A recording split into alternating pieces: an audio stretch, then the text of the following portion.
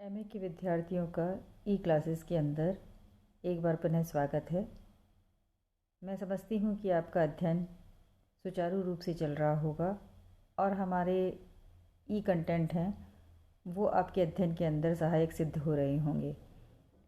विषय की अद्यतन जानकारी प्राप्त करने के लिए आप हमारे चैनल को सब्सक्राइब करना बिल्कुल मत भूलिए, ताकि आपको विषय की अद्यतन जानकारी है वो समय पर मिल सके। आज हम लोग नया चैप्टर शुरू करने जा रहे हैं, मुगल कालीन केंद्रीय प्रशासन। इसके अंदर हम देखते हैं कि मध्यकाल के अंदर जो पिछले वीडियो के अंदर मैंने आपको सल्तनत कालीन जो केंद्रीय प्रशासन और प्रांतीय प्रशासन था उसकी जानकारी प्रदान की थी। और जैसा कि आपको पता है, मध्यकाल को हमने दो भागों के अंदर बांट रखा है, तरकी सल्तनत और मुगल काल। आज हम लोग मुगल कालीन केंद्रीय प्रशासन के बारे में जानकारी प्राप्त करेंगे। इसके अंदर हम देखते हैं कि जो केंद्रीय प्रशासन व्यवस्था है उसके अंदर मुगल बादशाह है वो राज्य का प्रधान होता है, क्योंकि वही राज्य का अंतिम कानून का निर्माता, शासन का व्यवस्थापक, न्यायाधीश और सेनापति है। तो इस तरह से हम देखते हैं कि प्रत्येक बात में अंतिम निर्णय बादशाह का होता था। अबुल फजल ने जिस राजत्व के सिद्धांत का समर्थन किया था उसके अनुसार जो एक बादशाह होता था वो एक साधारण मानव से कहीं अधिक था और वह पृथ्वी पर ईश्वर का रूप था। उसे साधारण व्यक्ति की तुलना में खुदा ने अधिक बुद्धि और विवेक प्रदान किया था। तो ये जो मुगल बादशाहों का राजत्व संबंधी सिद्धांत था वो हिंदू राजत्व के एक तरह से बहुत ही करीब था। और इस प्रकार से जो संपूर्ण शक्तियों को अपने में केंद्रित करने और देवत्व के अंश को अपने में मानकर मुगल बादशाह पूर्णतया निरंकुश थे। लेकिन उसके बाद में भी जो ये बादशाह होते थे वो स्वेच्छाचारी होने के बाद में भी उदार थे और अपनी जो प्रजा का संरक्षक और शुभचिंतक होना वो ज़रूरी मानते थे। इवन कि हम देखते हैं कि औरंगजेब तक था, उसने भी अपने कर्तव्य के प्रति इतना जागरूक था कि वो बादशाहत को ईश्वर द्वारा प्रदान किया उत्तरदायित्व मानता था। तो इस तरह से ये स्वेच्छाचारी उदार शासक थे। शासकों के कई विशेषाधिकार भी थे, जैसे कि झरोका दर्शन है, या फिर तुलादान है, या नक्कारे खाने का प्रयोग करना है, या हाथियों के दंगल का आयोजन करना है। वो सिर्फ जो शासक ही यानी कि बादशाह ही आयोजित करा सकता था। इसके अलावा कोई भी अन्य व्यक्ति है उनको ये अधिकार नहीं मिले हुए थे। आगे हम देखते हैं कि शासक की सहायता करने के लिए विभिन्न जो मंत्री होते थे, और ये जो सलाहकार होते थे जो कि मंत्री, उसको उस समय की प्रचलित भाषा के अंदर वजारत की संज्ञा दी गई है। और ये मंत्री वो होते थे, वो केवल जो बादशाह को केवल परामर्श दे सकते थे या फिर बाद में अपनी अभिव्यक्ति है वो सम्राट के समक्ष रख सकते थे, लेकिन उसको स्वीकार करना ना करना सम्राट की इच्छा के ऊपर ही निर्भर करता था। हम देखते हैं कि बाबर से लेकर अकबर तक 4 प्रमुख जो विभाग या मंत्री होते थे, लेकिन औरंगजेब के समय के अंदर जो मंत्रियों की संख्या है वो 6 प्रमुख मंत्रियों की संख्या हो गई थी। और लगभग 20 सदस्यों की एक जो परामर्शदात्री एक संस्था होती थी, वो उससे शासक है वो विशेष सलाह मशवरा है वो दैनिक शासन को चलाने के लिए उनसे उनकी सलाह लिया करता था। इसके बाद में हम जो प्रमुख मंत्रियों के अंदर देखते हैं कि सबसे जो पहला और प्रमुख मंत्री है वो प्रधानमंत्री या फिर वज़ीर या दीवान कहलाता है। सैद्धांतिक रूप से वज़ीर होता था वो शासन का प्रधान होता था और सभी जो राजकीय कार्यवाही होती थी उसके प्रति वो उत्तरदायी होता था। उस सम्राट की अनुपस्थिति में शासन का सारा दायित्व वही देखता था। और इस तरह से और दीवान होने के नाते राजस्व विभाग का सर्वोच्च अधिकारी भी वही था और राज्य के संपूर्ण आय व्यय की देखभाल करना उसी का काम होता था।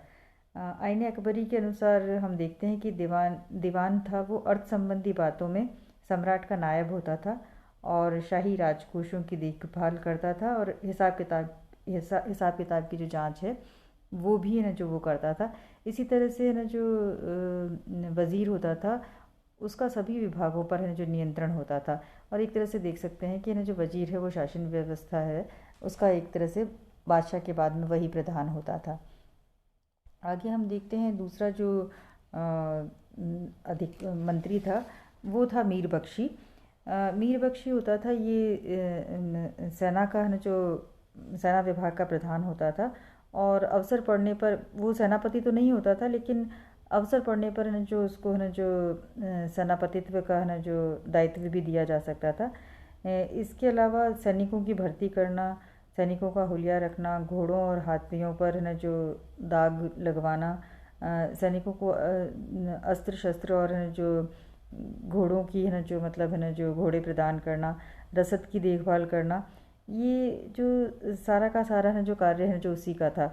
इसी तरह से ना जो मनसबदार के सैनिकों की संख्या, प्रत्येक मनसब को लिखना, प्रत्येक है ना जो सैनिक और अधिकारियों की पदोन्नति का हिसाब देना, प्रत्येक को है जो वेतन देना, यानी कि मनसबदारों को यानी कि मनसबदार का मतलब होता है कि प्रत्येक जो अधिकारी होते थे वो है ना जो मनसबदार होते थे और जो उनको न जो वेतन देने का न जो कार्य होता था वो मीर बख्शी का कार्य होता था।